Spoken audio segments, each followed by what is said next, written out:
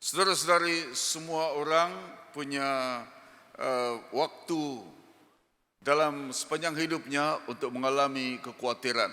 Dan dalam masa 2 minggu ini misalnya, kita diperhadapkan dengan senario di mana anak-anak yang meminta-minta sumbangan atau sedekah di jalan-jalan, tikungan jalan, di traffic light bila kita berhenti, ada anak yang datang untuk minta, ada juga yang mendukung anak kecil dan sebagainya, meminta di tikungan-tikungan jalan, di Gaya Street atau di kawasan-kawasan tertentu.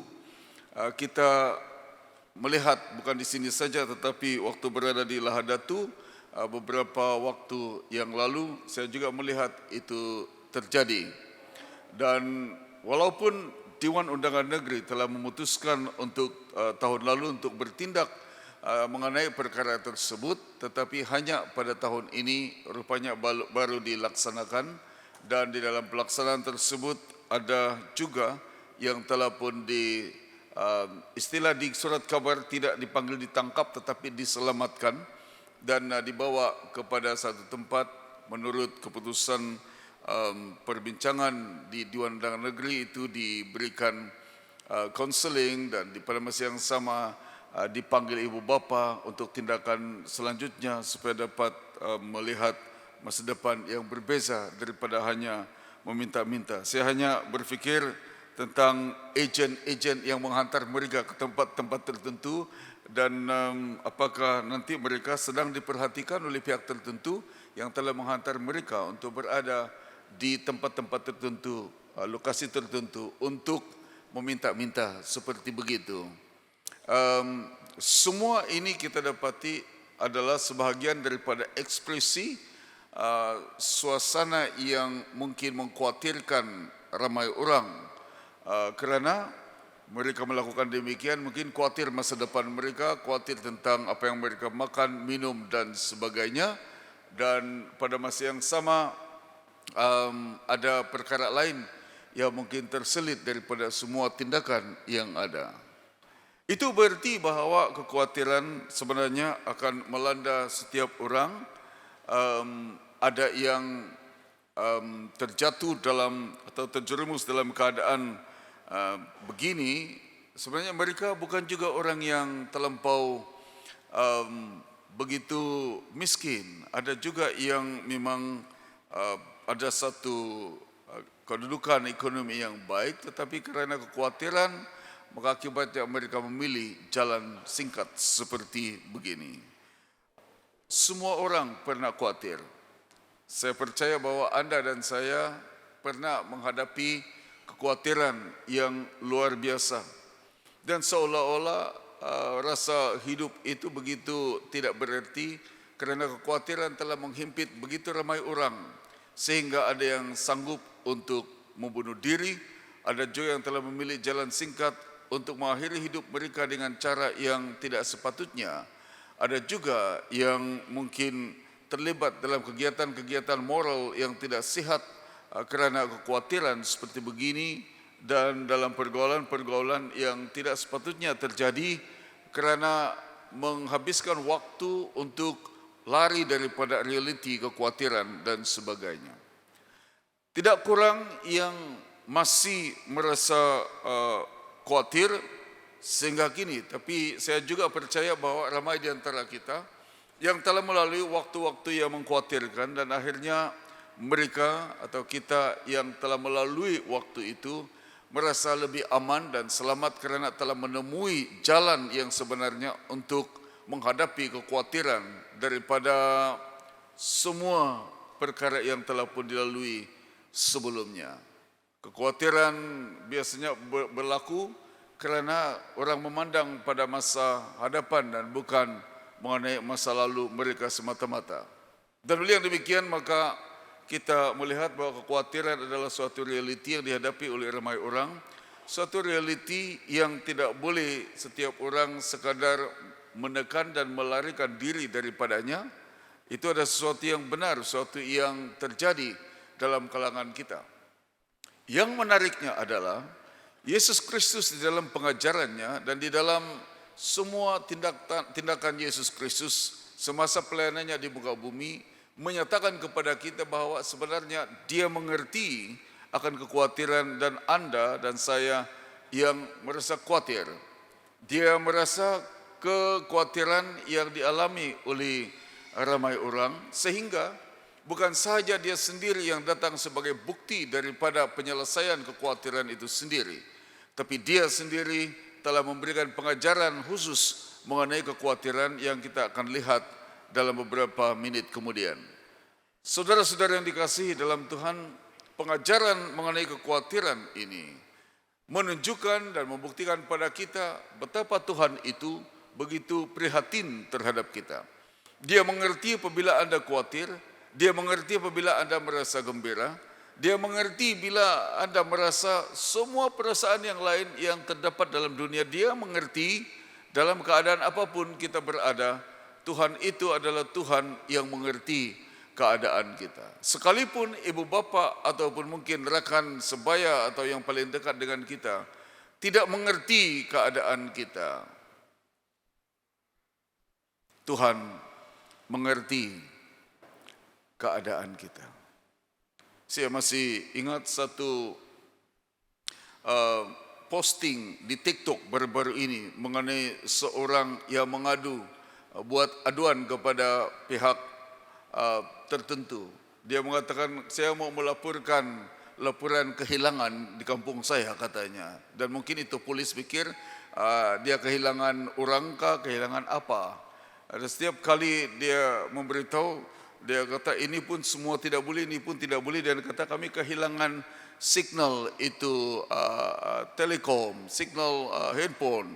Dan dia, buat apapun kami tidak dapat, segalanya hilang, tidak ada lain katanya. Itu bahasa yang lebih mudah. Dan di dalam fikiran orang yang menerima aduan itu katakan, kalau aku tempiling orang ini, dia hilang juga ingatannya, dia kata. Segalanya hilang kerana ada kekhawatiran tertentu, maka segalanya hilang. Seolah-olah seorang yang penuh dengan kekhawatiran akan lumpuh dalam semua yang dia lalui. Saudara-saudari yang dikasihi dalam Tuhan, Yesus Kristus mengerti kekhawatiran kita. Dan bila dia mengajar mengenai kekhawatiran, saya ingin mengungsikan pada Anda sekurang-kurangnya ada dua perkara mengenai pengajaran Yesus yang telah pun kita baca sebentar tadi. Yang pertama adalah punca kekhawatiran. Apakah yang telah menyebabkan kekhawatiran yang timbul dalam hati ramai orang pada hari ini? Yang pertama, kita melihat dalam ayat 25, karena itu aku berkata kepadamu, janganlah khawatir akan hidupmu, akan apa yang hendak kamu makan atau minum. Dan janganlah khawatir pula akan tubuhmu, akan apa yang hendak kamu pakai.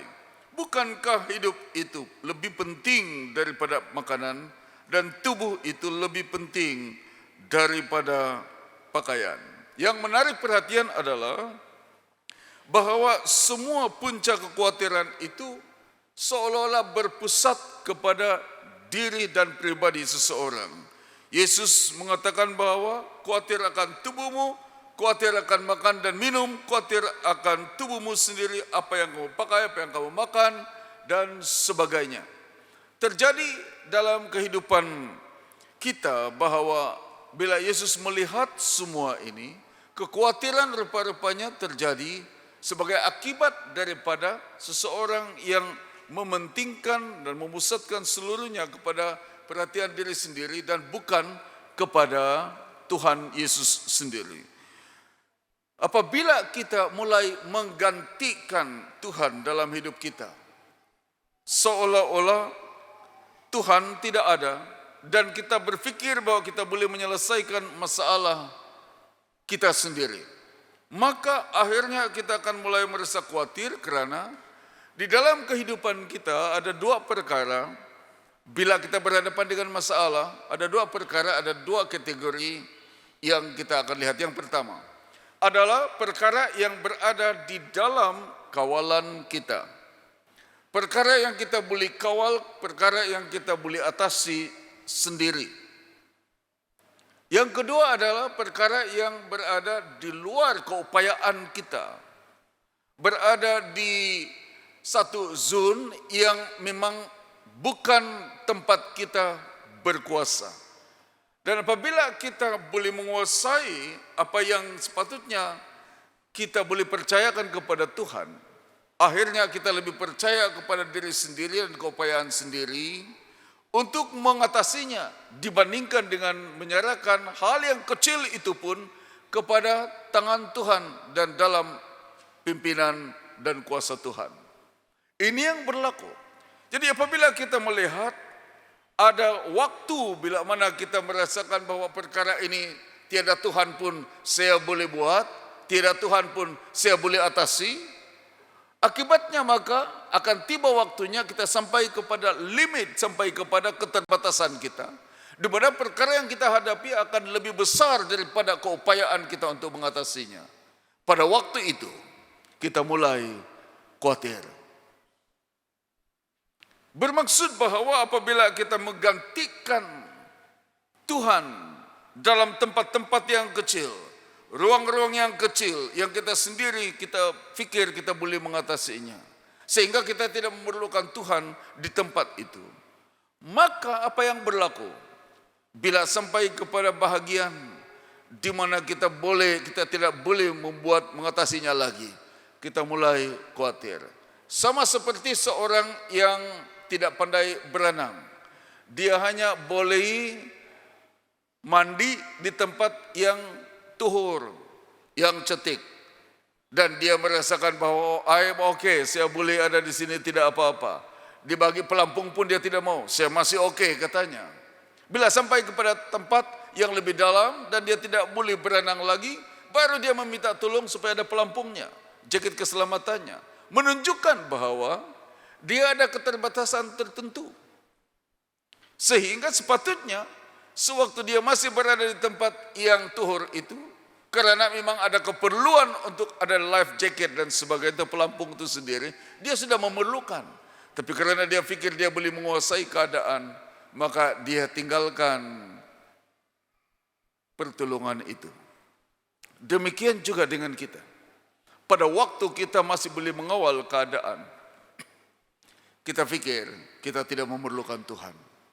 Tetapi setelah kita merasakan bahwa ada banyak perkara di luar keupayaan kita, kita mulai rasa khawatir, dan pada waktu itu kita mulai berseru kepada Tuhan.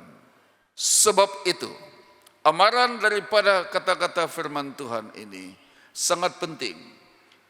Ingatlah Tuhan semasa engkau merasa senang, supaya pada waktu engkau susah, engkau diingat oleh Tuhan. Ramai orang akan lupa Tuhan pada waktu mereka senang, karena mereka fikir mereka boleh menguasai keadaan mereka. Tetapi bila mereka sudah susah, baru mencari Tuhan, baru mencari bantuan. Karena pada waktu itu kekhawatiran mereka sudah sampai kepada satu tahap yang berada di luar keupayaan mereka untuk mengatasinya. Jadi puncak kekhawatiran itu adalah menggantikan Tuhan dalam hidup kita. Kita seperti menghalau Tuhan daripada bahagian-bahagian hidup kita yang sebenarnya kita tetap memerlukan, walaupun kita boleh mengawalnya secara pribadi. Sebab kedua mengapa kita ini khawatir adalah karena kita mengalihkan perhatian daripada hal-hal yang benar-benar penting dalam hidup, sehingga kita tidak dapat melakukan hal lain. Bila kita sudah mengalihkan perhatian dan paksi dan dasar hidup kita daripada yang benar dialihkan kepada yang tidak benar, maka kita mulai beralih kepada zon kekhawatiran yang kita ada. Kita dicekik oleh kekhawatiran kita sendiri. Saudara-saudari,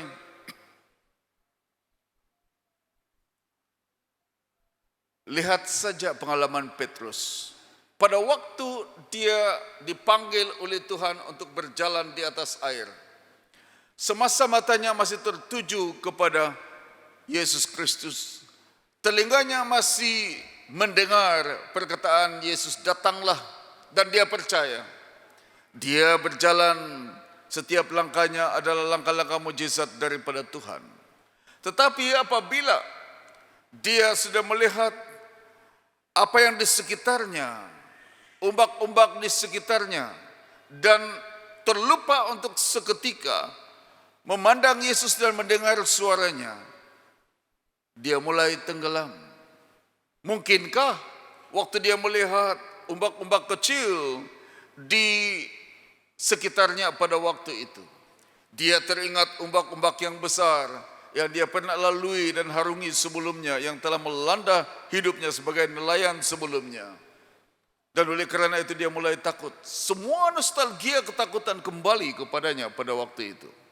Saudara yang dikasihi dalam Tuhan, karena dia telah mengalihkan paksi kepercayaannya, dasar hidup yang benar, maka akhirnya dia mulai khawatir. Bila segalanya beralih daripada Tuhan kepada keinginan dan kekuatan diri sendiri, maka punca kekhawatiran mulai melanda dan menjadi real yang benar dalam kehidupan ramai orang. Oleh sebab itulah maka ada seorang bernama J.W. Leon mengatakan, khawatir adalah bunga yang dibayar oleh mereka yang meminjam masalah. Kalau pinjam uang di bank, akan ada bunga. 20 tahun lalu kalau Anda meminjam uang untuk beli rumah, bunganya saja berada di luar atau ditambah kepada harga rumah, sudah 13, 14 atau 15 ribu, bergantung kepada harga rumah. Tapi bayangkan berapa peratus daripada itu yang dikumpulkan selama beberapa puluh tahun. Kalau kekhawatiran kita pada hari ini, kita pinjam masalah dan ada bunga kekhawatiran itu pada hari ini, maka semakin besar masalah, semakin besar apa yang dipanggil ketakutan kita dan kekhawatiran kita, maka semakin besarlah tekanan yang kita akan hadapi di dalam kehidupan kita. Sebab kekhawatiran adalah bunga daripada yang kita perlu bayar apa yang kita pinjam, masalah yang kita pinjam sebelumnya. Sebab itu penting untuk memperhatikan bahwa walaupun ada punca daripada kekhawatiran kita, pasti akan ada penawarnya. Kalau Anda khawatir, kalau Anda mengalami kekhawatiran yang juga difahami oleh Tuhan Yesus Kristus, Dia juga yang telah pun memberikan tawaran mengenai penawar kekhawatiran itu sendiri. Saya ingin mencadangkan sesuai dengan petikan yang kita telah baca, dua penawar kekhawatiran. Yang pertama adalah pandang Tuhan. Pandanglah kepada Tuhan dan Dia akan memberikan contoh-contoh. Paling kurang ada 3 contoh yang Tuhan telah berikan kepada kita, yaitu mengenai burung-burung, mengenai rumput, dan juga mengenai bunga-bunga. Tuhan minta kita memandang kepada sesuatu ciptaannya yang lebih rendah daripada kita. Belajar daripadanya, belajar daripada apa yang Tuhan telah syorkan kepada kita. Ayat 20 berkatakan, pandanglah burung-burung di langit yang tidak menabur dan tidak menuai dan tidak mengumpulkan bekal dalam lumbung, namun diberi makan oleh Bapakmu yang di surga. Bukankah kamu jauh melebihi burung-burung itu? Nilaimu lebih besar daripada burung-burung itu. Saudara-saudari, bukan itu sahaja. Dikatakan bahwa siapa di antara kamu yang kerana kekhawatirannya dapat menambahkan sehasta saja pada jalan hidupnya. Ayat 28, dan mengapa kamu khawatir akan pakaian? Perhatikanlah bunga bakung di ladang yang tumbuh tanpa bekerja dan tanpa memintal. Namun aku berkata kepadamu, Salomo dalam segala kemegahannya pun tidak berpakaian seindah salah satu dari bunga itu. Apa yang terjadi di sini adalah Tuhan minta kita untuk memandang ciptaannya yang lain Karena kadang-kadang bila kita tidak pandang apa yang Tuhan telah lakukan dalam kehidupan kita, dan kekhawatiran selalu membutakan kita daripada berkat-berkat Tuhan yang telah pun diberikan kepada kita, maka Tuhan mengalihkan perhatian kita kepada apa yang Tuhan sedang buat. Lihat apa yang saya buat di sana, lihat apa yang saya buat di situ, supaya kamu dapat belajar mengenai apa pemeliharaan Tuhan. Jadi dia katakan, belajar dari burung. Pernahkah Anda mendengar burung menangis?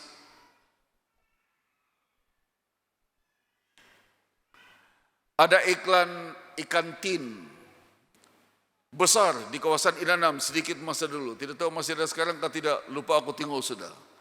Dan iklan itu adalah smiling fish. Aku pun tidak pernah nampak ikan senyum. Kalau kena pancing mustahil dia senyum. Kamu nampak di Facebook saya pergi memancing di kawasan Beluran, dapat ikan. Aku tidak pernah nampak ikan senyum kalau aku tarik pancingku. Tapi ada di kata sana smiling fish. Ikan saja dikatakan sudah senyum. Burung saya tidak pernah nampak burung senyum, tapi saya dengar burung pandai menyanyi. Tidak pula aku dengar burung menangis. Ada istilah air mata buaya, tetapi tidak ada pula air mata burung. Saudara yang dikasihi dalam Tuhan, mengapa demikian? Sebab Tuhan tahu bahwa burung boleh mengajar kita. Hanya dengan seperti seorang penyair pernah mengatakan, hanya dengan sejemput daging burung itu kecil, dia yakin sekali dalam kehidupannya setiap hari tanpa ada duka cita. Saudara yang dikasihi dalam Tuhan Yesus Kristus, kalau ada smiling fish, tidak ada crying fish. Ada singing bird, tapi tidak ada crying bird. Angry bird ada. Saya masih ingat hari Easter di sini dan juga di gereja lain tempat kami melayani dulu. Disuruh melukis itu telur, tidak tahu tradisi apa itu. Yang lain lukis macam-macam. Salah satu lukisan yang menarik perhatian saya, dia lukis angry bird di telur Easter. Ada juga orang seperti begitu. Sudahlah telurnya sedap, dikasih marah pula burungnya. Saudara-saudara yang dikasihi dalam Tuhan, tetapi maksud saya adalah Tuhan kata, lihatlah burung itu. Dia tidak pun mengumpulkan bekal dalam lumbung, namun Tuhan memberikan makan kepadanya. Perhatikan burung, kalau saya boleh memperhatikan burung itu, kamu lebih bernilai daripada burung itu. Berarti saya lebih memelihara dan menjaga kamu. Yang lain dia katakan bahwa lihat kepada apa yang dipanggil tumbuh-tumbuhan, bunga-bunga yang cantik. Saya berusaha menghijaukan kawasan katedral. Tidak murah untuk kita tanam pokok-pokok. Kalau store kita sudah siap sebelah sana, saya mau mengubah, dibuat pokok sebelah sana itu menjadi taman tempat orang boleh berjalan dan mungkin duduk-duduk pada waktu petang. Ada lampu-lampu yang rendah dan mungkin menjadi tempat persekutuan pada masa akan datang. Saya harap nyamuknya akan kurang sedikit selepas itu. Tapi saudara-saudari, saya suka menghijaukan tempat ini. Kalau orang kawin di sini berapa kali, mereka tidak perlu cari tempat lain untuk tempat bergambar. Kawasan katedral sudah cantik untuk tempat bergambar. Saudara-saudara yang dikasihi dalam Tuhan. Tetapi lihat pada bunga-bunga yang ada di sini. Bagaimana Tuhan menghiasinya begitu luar biasa dengan warna-warni yang sangat unik. Belajar daripada bunga yang Tuhan sendiri telah bekalkan dengan pakaian yang indah. Tiada fashion daripada Padini atau Brand Outlet atau The Tanks. Tidak ada. Tapi Tuhan memberikan pakaian yang indah kepada bunga-bunga.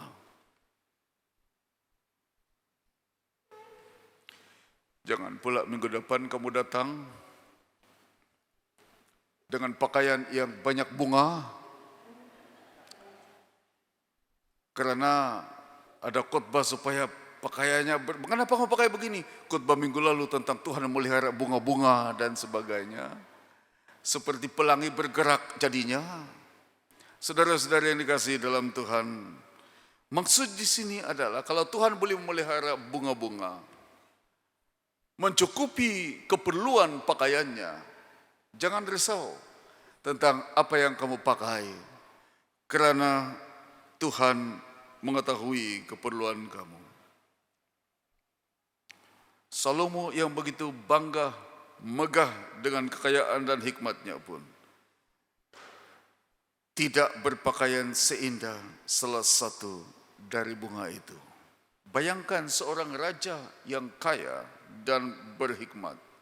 Tuhan Yesus sendiri mengatakan, dia tidak seindah bunga yang Tuhan peliharakan. Apalagi kamu, kata Tuhan.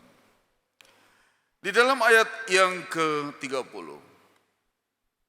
Jadi jika demikian Allah mendandani rumput di ladang. Jadi ada burung, ada bunga, sekarang Tuhan sebut rumput di ladang. Yang hari ini ada dan besok dibuang ke dalam api. Maksudnya ada kewujudan sementara sahaja. Walaupun dia sementara, tapi Tuhan memeliharanya. Tidakkah ia akan terlebih lagi mendandani kamu, kata Tuhan. Hai orang yang kurang percaya. Salah satu sebab mengapa orang khawatir adalah karena kurang percaya terhadap kemampuan Tuhan dan apa yang Tuhan boleh lakukan. Saudara yang dikasihi di dalam Tuhan, ayat 31 berkata, sebab itu janganlah kamu khawatir dan berkata, apakah yang akan kami makan? Apakah yang akan kami minum? Apakah yang akan kami pakai? Mungkin soalan ini sedang ditanya, lepas kebaktian ini kita makan apa? Kedai mana? Kedai kopi mana? Sedang ditanya. Terbayang-bayang mungkin sudah ada supnya, mungkin ada nasi ayam hainannya dan sebagainya. Sedang orang fikir-fikir, adakah yang mengalir liur sekarang aku sedang bercakap ini? Saudara, orang khawatir tentang apa yang mereka makan. Ada mungkin sedang terfikir-fikir, lepas ini aku mau masak kepurung, dia kata. Mau campur lada sedikit. Campur itu, campur ini. Khawatir. Ada yang mungkin kata, saya mau memasak sesuatu, tetapi di peti sejuk saya tinggal kecil lagi itu daging. Di mana aku cari? Besok belum tentu ada. Orang mulai khawatir. Saudara, ayat 32 mengatakan, semua itu dicari bangsa-bangsa yang tidak mengenal Allah. Mengapa? Dikatakan akan tetapi, dengar ini baik-baik. Bapakmu yang di surga tahu bahwa kamu memerlukan, semua kata memerlukan. Ada perbezaan di antara memerlukan dan mengingini. Antara keperluan dan keinginan ada keperluan, ada perbezaannya yang jauh. Tidak semestinya apa yang kita inginkan itu adalah keperluan kita. Adakah di antara Anda tiba-tiba memohon kepada Tuhan hari ini berdoa, Tuhan aku mau pulang ke rumahku, tolong bagi aku helikopter sekarang.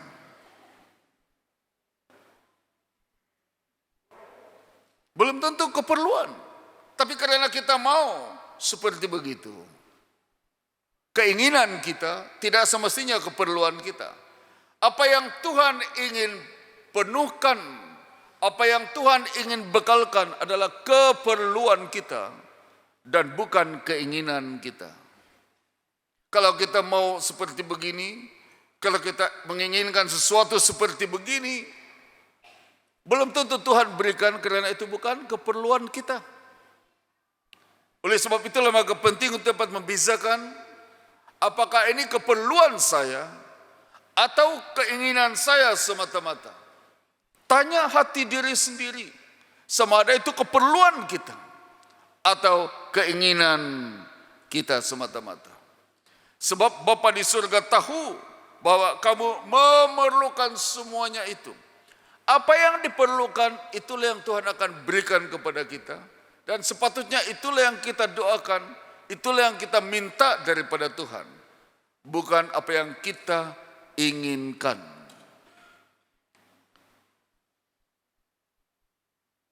Hari ini orang boleh berdoa, Tuhan aku mau supaya ada banglo yang besar. Cuci tandas pun malas, mau ada banglo. Mana Tuhan mau percayakan hal besar kepada kita? Kalau begitu, saudara yang dikasihi dalam Tuhan, jangan sampai keinginan kita mengatasi keperluan kita.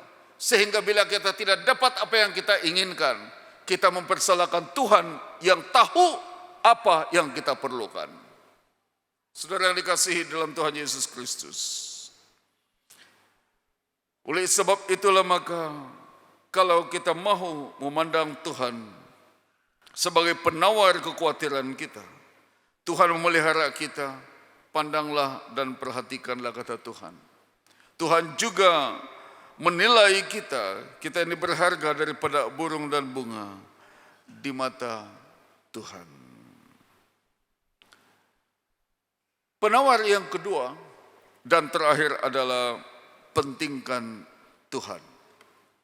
Dikatakan dalam ayat 33 dan 34, tetapi carilah dahulu kerajaan Allah dan kebenarannya, maka semuanya itu akan ditambahkan kepadamu. Sebab itu janganlah kamu khawatir akan hari esok, karena hari besok mempunyai kesusahannya sendiri. Kesusahan sehari cukuplah untuk sehari. Tuhan meminta kita untuk belajar hidup hari demi hari.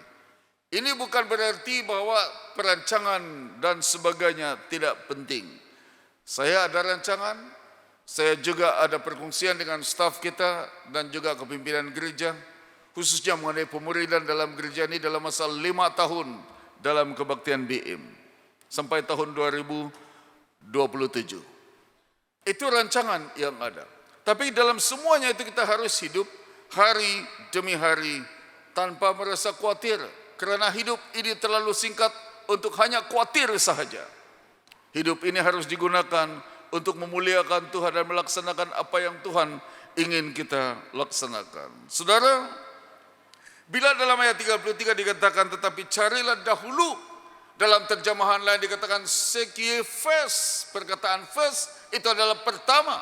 Carilah dahulu, yang pertama, yang terpenting dalam hidup adalah kerajaan Allah dan kebenarannya. Dan kalau kita telah menemui kerajaan Allah dan kebenarannya, maka yang lain akan ditambahkan kepada kita. Saudara yang dikasihi dalam Tuhan, dalam perjanjian baru ada 2 kali perkataan pertama dititik beratkan dan ditekankan. Pertama adalah bila Yesus Kristus mengadakan pengajaran seperti begini, carilah pertama, carilah dahulu, pentingkanlah dahulu yang ini.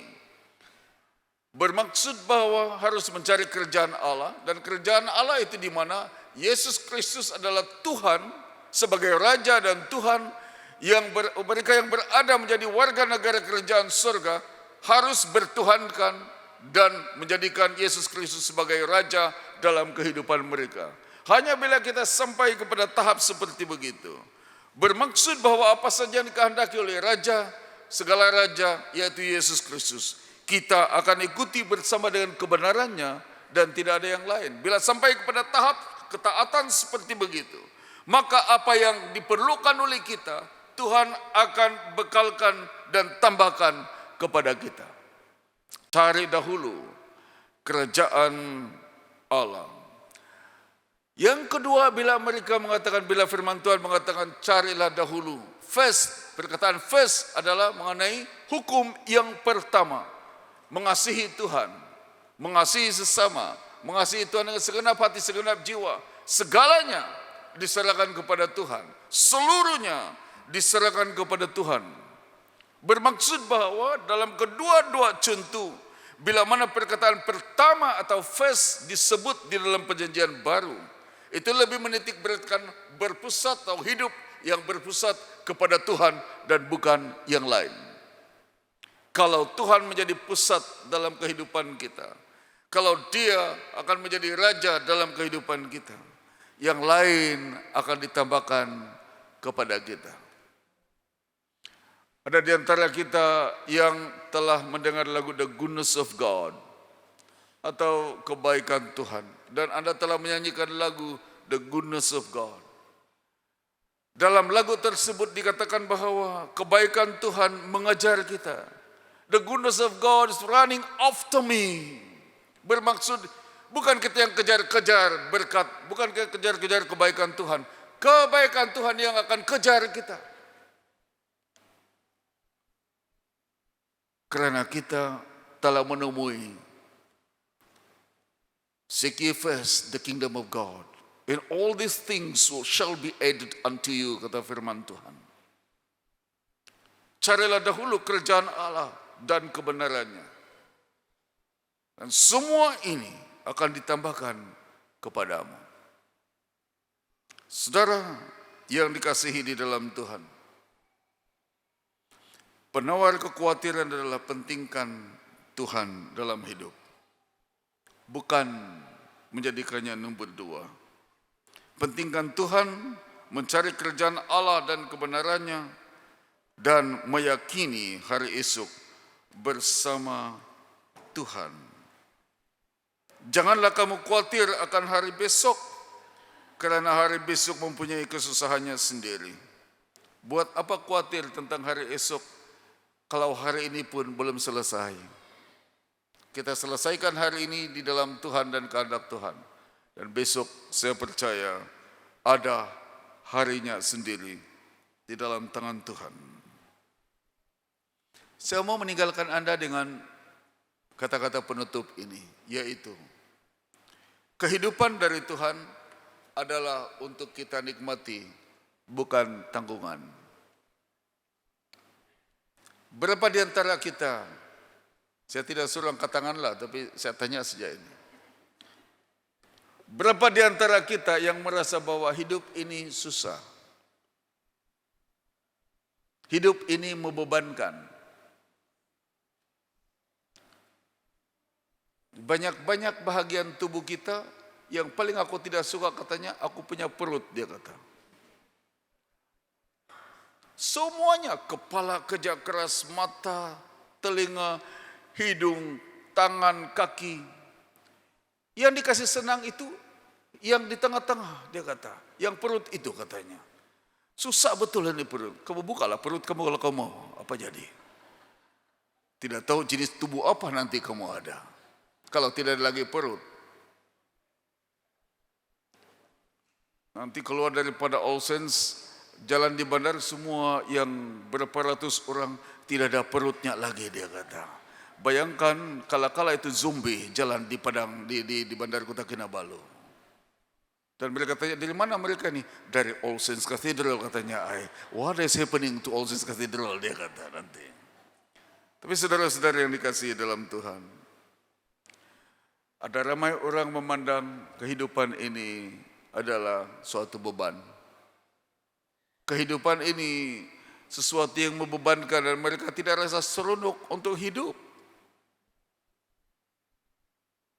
Sedangkan Tuhan beri kita hidup ini untuk dinikmati baik-baik. Hidup ini adalah anugerah daripada Tuhan. Dia boleh tarik balik nafas hidup kita bila-bila masa kalau dia mau.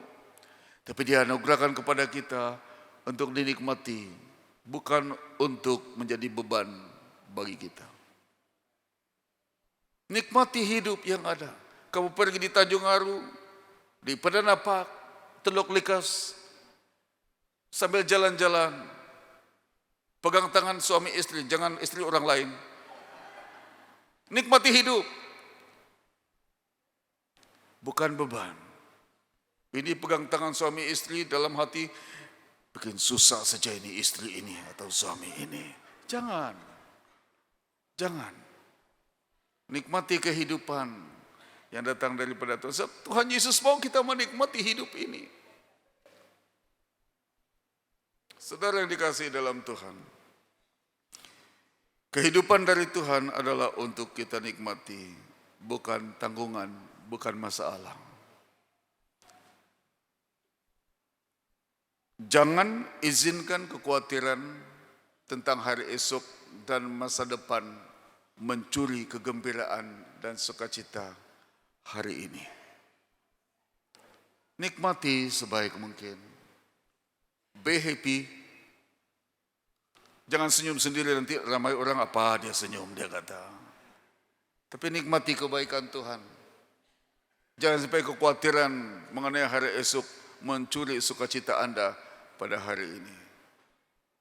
Nanti orang lihat-lihat di bandara sana, di mana pun Anda berada tempat pekerjaan, semua muka macam pepayas. Dan ditanya dari mana mereka ini, All Saints Cathedral katanya, malu kumpulan kita. Saudara-saudara yang dikasihi dalam Tuhan, saya tahu kekhawatiran akan membunuh banyak sukacita orang. Tapi hari ini saya doakan, sementara firman Tuhan menghimbau kita untuk benar-benar menikmati hidup, bebas daripada kekhawatiran. Ingat, hidup yang berpusat kepada Yesus Kristus sepatutnya bebas dari kekhawatiran. Karena Anda tahu Tuhan memelihara Anda dalam segala keadaan. Kiranya Tuhan berkati, dan saya harap bila Anda keluar daripada gereja hari ini lebih banyak senyum daripada yang biasa-biasa. Mari kita berdoa bersama-sama. Bapa di surga, terima kasih untuk firman-Mu. Ada banyak perkara yang kami belum faham, tetapi kiranya Roh Kudus, suara Roh Kudus yang kami telah nikmati akan terus kedengaran dimanapun kami berada. Dalam suka duka yang kami hadapi, kami percaya bahwa bila kami berpaksikan kepada Tuhan dalam kehidupan kami, sukacita datang daripada Tuhan, kerana kekhawatiran hanyalah bayang-bayang pada akhirnya. Di dalam nama Tuhan Yesus Kristus kami berdoa. Amin.